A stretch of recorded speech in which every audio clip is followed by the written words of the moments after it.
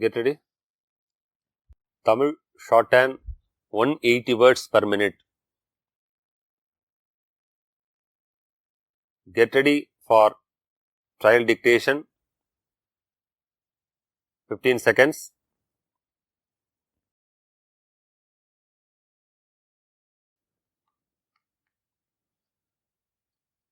Five seconds.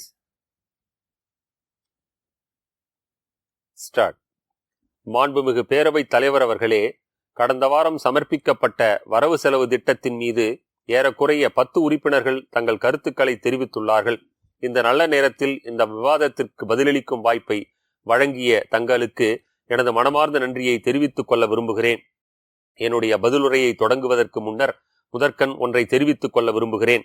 இந்த அறிக்கையை மக்களுக்கான அறிக்கையாக அளித்திருக்கிறோம் என்பதில் சிறிதளவும் ஐயமில்லை என்பதை மாண்புமிகு உறுப்பினர்களின் கவனத்திற்கு கொண்டு வர விரும்புகிறேன். எது எப்படி இருந்தாலும் எதிர்க்கட்சிகளைச் சேர்ந்தவர்கள் அவ்வப்போது ஒன்றிரண்டு கடுமையான விமர்சனங்களை செய்ய தயங்க மாட்டார்கள் என்பதையும் நன்கறிவேன். ஓர் ஆக்கபூர்வமான அரசில் உள்ள நாங்கள் அதற்குரிய விளக்கங்களை சிறந்த முறையில் தருவோம் என்பதையும் நான் இந்த நல்ல நேரத்தில் எடுத்து கூற விரும்புகிறேன். எல்லாரும் எல்லாமும் பெற்று வாழ்வில் வளம் பெறச் செய்வதே மக்களாட்சி என்பதை இந்த தருணத்தில் சுட்டிக்காட்ட விரும்புகின்றேன். அந்த அடிப்படையில் ஏழை எளியவர்களுக்கும் அடிப்படை வசதிகளை வழங்கும் நல்ல நோக்கிலேயே இந்த அரசு செயல்பட்டு வருகிறது. அதற்கேற்றவாறு ஒவ்வொரு துறைக்கும் அதிக அளவு நிதி ஒதுக்கப்பட்டிருக்கின்றது. மாண்புமிகு பேரவைத் தலைவர் அவர்களே, இந்த நேரத்தில் மற்றொன்றையும் நான் சுட்டிக்காட்ட கடமைப்பட்டுள்ளேன். எல்லா தரப்பு மக்களின், குறிப்பாக அடித்தட்டு மக்களின் நலனை கருத்தில் கொண்டு இந்த நிதிநிலை அறிக்கை தயாரிக்கப்பட்டிருக்கிறது. இதன் மீது நடந்த விவாதத்தில் மாண்புமிகு உறுப்பினர்கள் தெரிவித்த கருத்துகளுக்கு என்னுடைய விளக்கத்தை அளிக்க விரும்புகிறேன். சற்று முன் பேசிய உறுப்பினர் அவர்கள் வருவாய் வரவினங்கள் தங்களது ஆட்சி காலத்தில் இருந்ததை விட படிப்படியாக தற்போது குறைந்துள்ளன என்று சுட்டிக்காட்டினார்கள். இதில் முக்கியமான விவரம் ஒன்றை அவர் கவனிக்க தவறிவிட்டார் என்பதை நான் சுட்டிக்காட்ட கடமைப்பட்டுள்ளேன்.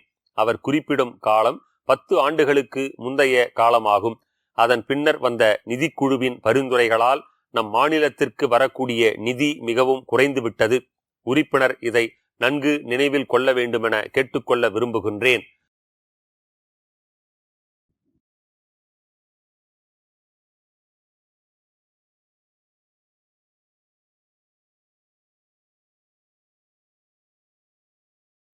Get ready.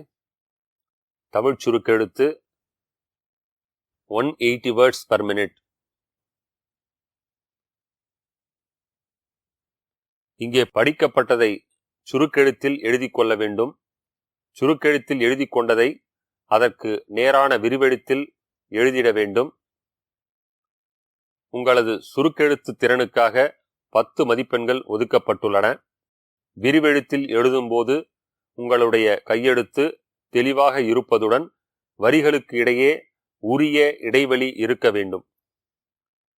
Code number of the question paper 1778. 1778.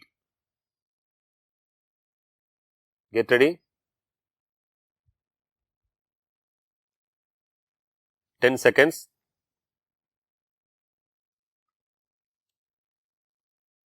Five seconds. Start. சட்டப்பேரவை தலைவர் அவர்களே, இந்த ஆண்டுக்கான ஊரக வளர்ச்சித்துறை மானிய கோரிக்கை விவாதத்தில் இந்த மாமன்றத்தில் எதிர்க்கட்சியின் சார்பில் உரையாற்ற வாய்ப்பளித்த தங்களுக்கு எனது நன்றியை உரித்தாக்குகின்றேன். முதற்கட்டமாக உள்ளாட்சி தேர்தல்கள் பல வருடங்களாக நடைபெறாத காரணத்தால் அடிப்படை வசதிகளை பெறுவதில் மக்களுக்கு சிரமம் உள்ளது. மக்கள் தங்களது குறைகளை சொல்ல மக்கள் பிரதிநிதிகள் இல்லை. ஊராட்சிகள் தனி அலுவலர்களின் கட்டுப்பாட்டிலேயே இயங்கி வருகின்றன. தொடர்ந்து அவர்களது பதவி காலத்தையும் அரசு நீட்டித்து வருகிறது. இது தொடர்பான வழக்கு நீதிமன்றத்தில் வந்தபோதும் அரசு தேர்தல் தாமதமாவதற்கு பல நிர்வாக காரணங்களை சொல்லி வருகிறது. எனவே நான் இந்த அவையின் மூலம் கேட்டுக்கொள்வது எல்லாம் அரசு விரைந்து உள்ளாட்சி தேர்தல்களை நடத்த வேண்டும் என்பதுதான்.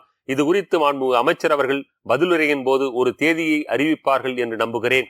இரண்டாவதாக, ஏழை எளிய மக்கள் பசுமை வீடுகள் கட்டிக்கொள்ள உள்ளாட்சித்துறையின் சார்பில் 2 லட்சம் ரூபாய் தரப்படுகிறது. தற்போதுள்ள விலைவாசியில் இந்த தொகை போதுமானதாக இல்லை என்று மாநிலம் முழுவதும் மக்கள் தெரிவித்து வருகிறார்கள். எனவே அரசு இதை கனிவுடன் பரிசீலித்து அதனை 3 லட்சம் ரூபாயாக உயர்த்தி தர வேண்டும் என்று கேட்டுக்கொள்ள விரும்புகிறேன். இதனால் கூடுதல் செலவுக்காக ஏழை மக்கள் கடன் வாங்கும் நிலை தவிர்க்கப்படும் என்பதை சுட்டிக்காட்ட ஆசைப்படுகிறேன். அடுத்து, கடந்த 2 வருடங்களாக மழை இல்லாத காரணத்தால் குடிநீர் பிரச்சனை நிலவுகிறது. பொதுவாக அனைத்து மாவட்டங்களிலும் இந்த பிரச்சனை உள்ளது என்பதை நினைவுபடுத்த விரும்புகிறேன்.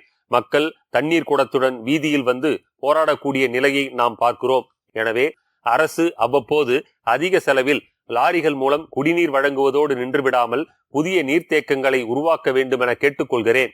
இதன் மூலம் மழைநீர் வீணாகாமல் குடிநீர் பிரச்சனைக்கு நிரந்தர தீர்வு காண முடியும் என்பதை அரசின் கவனத்திற்கு கொண்டு வர ஆசைப்படுகிறேன். இதன் தொடர்ச்சியாக மற்றொரு வேண்டுகோளையும் வைக்க விரும்புகிறேன். குடிநீர் வடிகால் வாரியத்தில் பாதிக்கும் மேலான பணியிடங்கள் காலியாக இருப்பதாக சொல்கிறார்கள். அரசு போர்க்கால அடிப்படையில் அவற்றை நிரப்பி குடிநீர் பணிகளை மேம்படுத்த வேண்டும் என்று மெத்த பணிவுடன் கேட்டுக்கொள்கிறேன். அடுத்தபடியாக நகராட்சி நிர்வாகம் குறித்து ஒரு சில கருத்துக்களை அவையின் கவனத்திற்கு கொண்டு வர விரும்புகின்றேன். பல நகராட்சிகளில் ஆணையர்கள் பணியிடம் காலியாக உள்ளது. எனது தொகுதியில் ராணிப்பேட்டை நகராட்சிக்கு 3 வருடங்களாக ஆணையர் இல்லை. ஆகவே இத்தகைய காலியிடங்களை உடனடியாக நிரப்ப நடவடிக்கை எடுக்க வேண்டும் என்று கேட்டுக்கொள்ள விரும்புகிறேன். நமது நாடு கிராமங்களில்தான் வாழ்கிறது என்று சொன்னால் அது மிகையாகாது.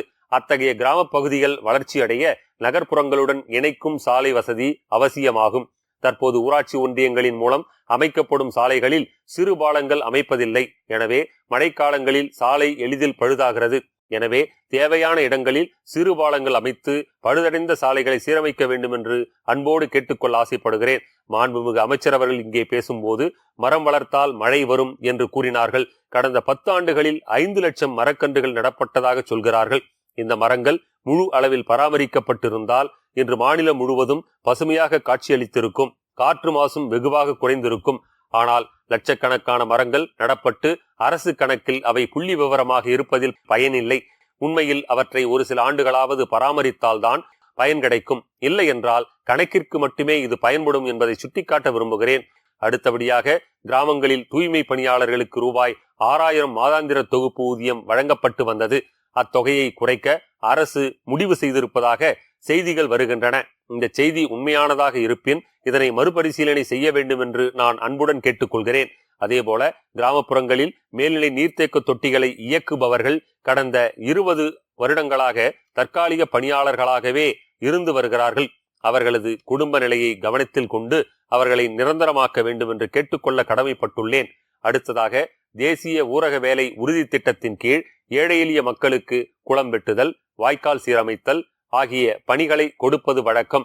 அவர்களை வறுமை நிலையில் இருந்து மீட்க இது பேருதவியாக இருந்தது.